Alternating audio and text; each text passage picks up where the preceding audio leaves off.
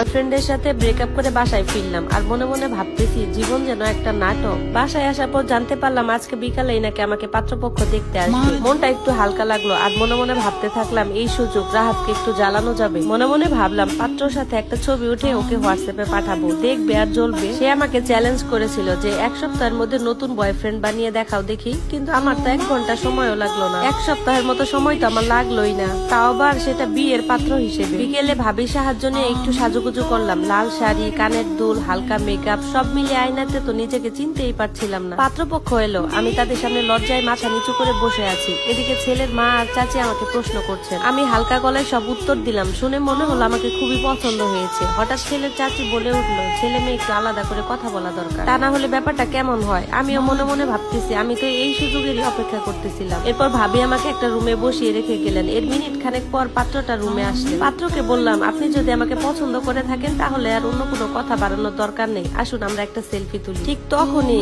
অচেনা কিন্তু পরিচিত এক কণ্ঠস্বর আমার কানে এলো। সেলফি তুলবেন? দুপুরবেলা এক্স এর সাথে ব্রেকআপ হয়েছে তাকে দেখাবেন বলে, বয়ফ্রেন্ডকে জেলাসি ফিল করাবেন বলে। এটা শুনে তো আমার হাত পা কাঁপতে শুরু করলো। সাথে সাথে আমার হাতের ফোনটা মাটিতে পড়ে গেল। বিকট একটা আওয়াজ হলো। চোখটা উপরের দিকে তুলে দেখি রাহাত। ওমা, এসব কি দেখতেছি আমি তো পুরো স্তব্ধ হয়ে গেলাম। সে ঠোঁটে হাসি রেখে বলল, তুমি কি ভাবছো আমার সাথে 2 বছর প্রেম করে তুমি অন্য কাউকে বিয়ে করবে? সেটা তো আমি বেঁচে থাকতে কোনোদিনও হতে দিব না। তোমার বিয়ে হবেই, তবে আমার সাথেই হবে, আজই হবে। আমি তো হতভম্ব। এরপর বললাম তুমি কি পাগল নাকি? আজ দুপুরেই তো আমাদের ব্রেকআপ হয়ে গেল। সে বলতেছে হ্যাঁ হয়েছে, সেটা তো গার্লফ্রেন্ড বয়ফ্রেন্ডের মধ্যে, আর এখন শুরু হবে হাজবেন্ড ওয়াইফের সম্পর্ক। ঠিক তখনই ভাবি দরজায় টোকা দিলেন আর বললেন তোমরা যদি বিয়ের আগে এত গল্প করো, বিয়ের পর আর কি গল্প করবা, আর কত কথা বলবা, আর বাকিগুলা বিয়ের পরেই না হয় বললো, বড়রা তো অপেক্ষা করতেছে। রাতের বেলায় ঘরোয়া ভাবে আমাদের বিয়ে হয়ে গেল, কিন্তু রাহাত কেমন করে সব ম্যানেজ করছে আমি বলতে পারি। রাগ অভিমান সব গলে গেল। আমার তো এটা ভেবে হাসি পাচ্ছিল যে দুপুর বেলা আমি যার সাথে ব্রেকআপ করলাম আর রাতের বেলায় তার সাথে বিয়ে হলো,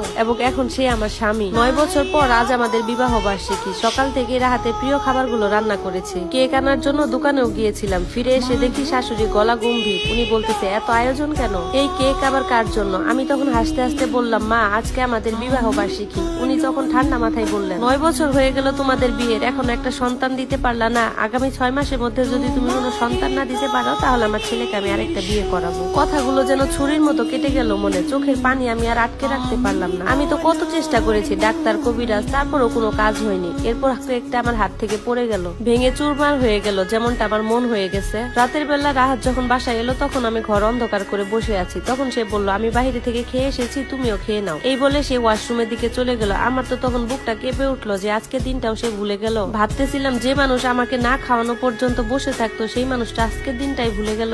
7 মাস পর রাহাত একদম বদলে গেছে। সারাদিন বাহিরে থাকে, ফোন নিয়ে ব্যস্ত থাকে, আমাকে একদমই সময় দেয় না। আমাদের মধ্যে কথাবার্তা কেবলমাত্র প্রয়োজনের মধ্যে সীমাবদ্ধ আছে। মনটা খুবই শূন্য হয়ে গেছে। সেদিন দেখলাম শাশুড়ি মা তাড়াহুড়া করে কোথায় যেন যাচ্ছে। পরে আমি জিজ্ঞাসা করলাম কই যাচ্ছেন? তখন উনি বলেন ফিরে এলে জানতে পারবে। মনটা কেমন যেন সন্ধ্যার দিকে ভারী হয়ে এলো। 8:30টার দিকে দরজায় বেল বাজলো। দরজা খুলতে আমার পৃথিবী কেমন যেন থেমে গেল। রাহাত দাঁড়িয়ে আছে, তার পাশে একটা তরুণী, লাল শাড়ি পরা, মাথায় ঘুমটা, নতুন বউ। তখন শাশুড়ি বলল রুমে যেতে দিবা না? আমি একটু সাইড হয়ে দাঁড়ালাম। এরপর রাহাত আমাকে বলল রুমে এসো, তোমার সাথে কথা আছে। ঈশা ভয় পেও না, ওর মেয়েটার নাম আলিশা, ওকে আমি বিয়ে করেছি। তুমি ভয় পেও না, তোমার জায়গা অন্য কেউ কোনোদিন নিতে পারবে না। ওকে বিয়ে করেছি একটা বাচ্চার জন্য, মার জোড়াজুড়িতে। আমি সব চুপচাপ শুনলাম, চোখ বেয়ে পানি ঝরছে, কিন্তু মুখে কোনো শব্দ নেই। শুধু বললাম নতুন বউ তোমার জন্য অপেক্ষা করছে, তুমি সেখানে যাও। তার চোখে অপরাধ বোধের ছাপ। কিন্তু আজ তো আমি ভেঙে যাব না, কারণ আমি বুঝতে পেরেছি আমি ওর ভালোবাসা নই, আমি ওর প্রয়োজনেই ছিলাম। পরদিন সকালে নিজের হাতে নাস্তা বানালাম। সবাই বসে বসে খাচ্ছে আর আমি পরিবেশন করছি।